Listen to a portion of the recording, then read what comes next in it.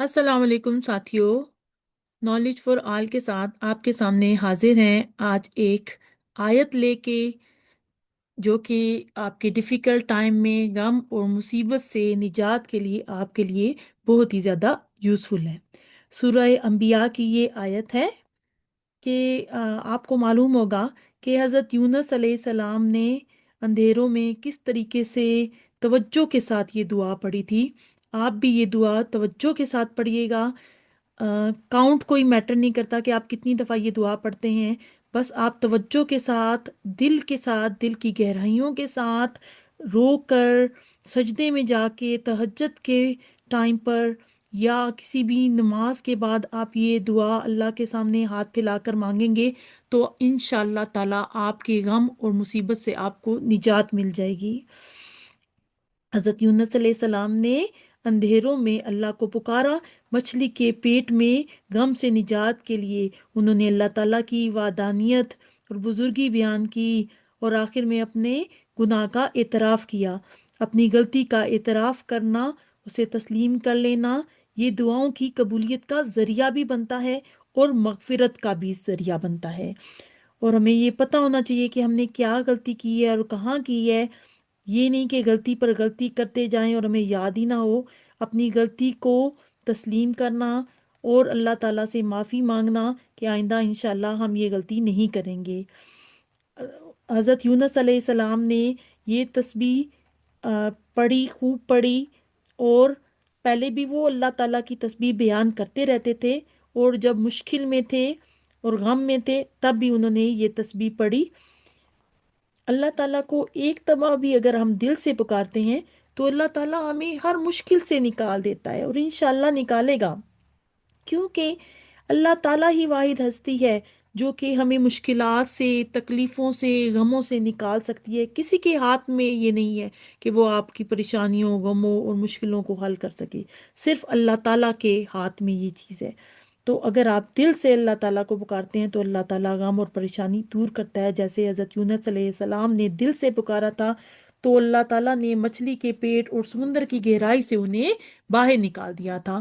حضرت یونس علیہ السلام 3 اندھیروں میں تھے، ایک رات کا اندھیرا، دوسرا گہرے سمندر کا اندھیرا، تیسرا مچھلی کے پیٹ کی تاریکی کا اندھیرا۔ اور آپ خود سوچیں کہ اگر مچھلی سانس بھی لے اور اس میں کوئی روشنی کیسے انٹر ہوگی، کیونکہ وہ سمندر کی گہرائیوں میں مچھلی تھی، اور وہ سمندر میں بھی اندھیرا تھا، مچھلی کے پیٹ کا اپنا اندھیرا تھا۔ تو جیسے اگر لائٹ ہمارے گھر کی چلی جاتی ہے تو ہمارا کیا حال ہوتا ہے اگر کوئی روشنی ہمیں نظر نہ آ رہی ہو، اور کافی دیر تک اگر یہ ہو تو کس طرح ہمارا دل پریشان ہو جاتا ہے۔ تو اگر ہم اللہ تعالیٰ کی تسبیح بیان کرتے ہیں، اللہ تعالیٰ پر ایمان رکھتے ہیں اور اللہ پر بھروسہ کرتے ہیں، توکل کرتے ہیں، تو اللہ تعالیٰ ہر مشکل کو آسانی میں بدل دیتا ہے۔ یہاں حضرت یونس علیہ السلام کا جہاں واقعہ بیان کیا گیا ہے تو اسے ہمیں پتہ چلتا ہے کہ کوئی امید، کوئی امکان نہیں تھا کہ وہ مچھلی کے پیٹ سے، سمندر سے باہر نکل سکیں۔ اللہ نے کیسے ان کا غم دور کیا۔ ان کے پاس تہ تر تہ در تہ غم تھے۔ نجات توحید میں ہے، ہمیں یہ یاد رکھنا چاہیے۔ اللہ کو پکارنے میں ہی نجات ہے۔ حزن میں، غم میں، پریشانی میں اللہ کو یاد کریں، ہر مشکل میں توحید اپنے ہاتھ سے نہ جانے دیں۔ ہر مشکل میں ایک اللہ کو ہی پکاریں اور اسی سے مدد مانگیں، کیونکہ مدد کرنے پر وہی قادر ذات ہے۔ نبی کریم صلی اللہ علیہ وآلہ وسلم نے فرمایا، جس مسلمان نے بھی یہ دعا اللہ تعالیٰ کی کسی معاملے میں بھی دعا کی اور اللہ تعالیٰ پر توکل کیا تو اس کی دعا جو ہے وہ اللہ تعالیٰ نے قبول فرما لی۔ تو ہم یہ دیکھتے ہیں سورہ انبیاء کی آیت نمبر 87 88۔ بسم اللہ الرحمن الرحیم۔ وَظَنُّونِي إِذ ذَّهَبَ مُغَاضِبًا فَظَنَّ أَن لَّن نَّقْدِرَ عَلَيْهِ فَنَادَىٰ فِي الظُّلُمَاتِ أَن لَّا إِلَٰهَ إِلَّا أَنتَ سُبْحَانَكَ إِنِّي كُنتُ مِنَ الظَّالِمِينَ فَاسْتَجَبْنَا لَهُ فَنَجَّيْنَاهُ مِنَ الْغَمِّ वकज़ालिका नुंजिल मुमिनीन। आयत नंबर 87 और 88 सूरह अल अंबिया का तर्जुमा है। और याद करो यूनुस अलैहिस्सलाम को जब वो नाराज होकर चले गए और ख्याल किया कि हम उन पर कोई गिरफ्त नहीं करेंगे। फिर उन्होंने अंधेरों में पुकारा, तेरे सिवा कोई माबूद नहीं, तू पाक है, बेशक मैं ही जालिमों में से था।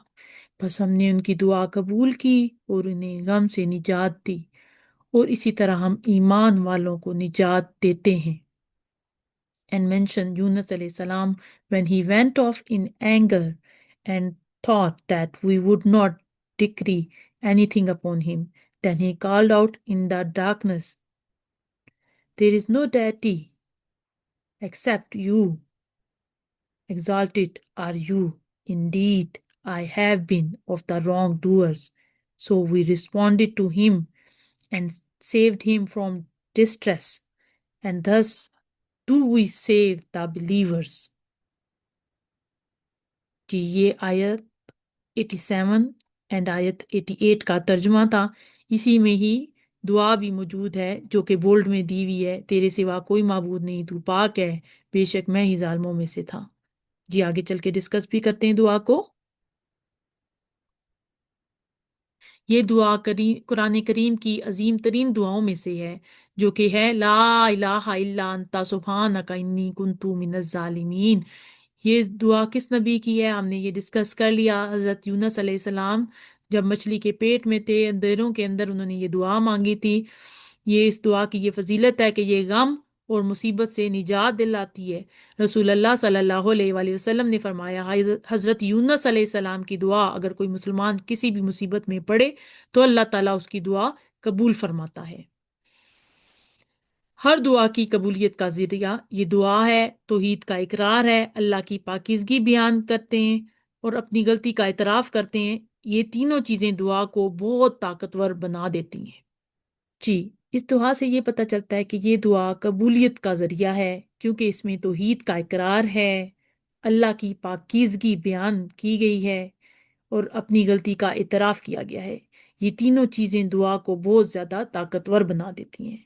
आप भी इन्हीं चीज़ों को अपने दिल और दिमाग में रखते हुए ये दुआ ज़्यादा से ज़्यादा पढ़ें, उठते बैठते चलते फिरते, ताकि आपकी मुश्किलें तकलीफ़ें गम दूर हो जाएं।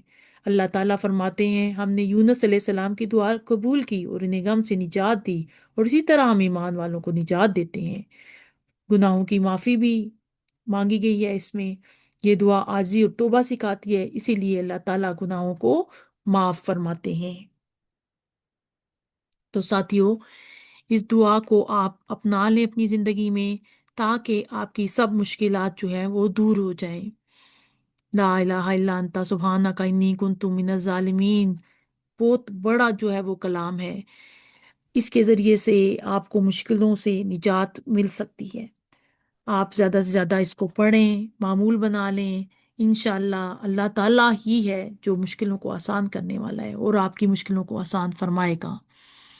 इजाज़त दीजिए, नेक्स्ट लेक्चर तक के लिए इंशाअल्लाह फिर मुलाकात होगी। हमारे चैनल को सब्सक्राइब कीजिए और आयात और हदीस वाली वीडियोस को ज़्यादा से ज़्यादा शेयर करें और इस सदका जारिया में शामिल हो जाएं। अल्लाह हाफिज़।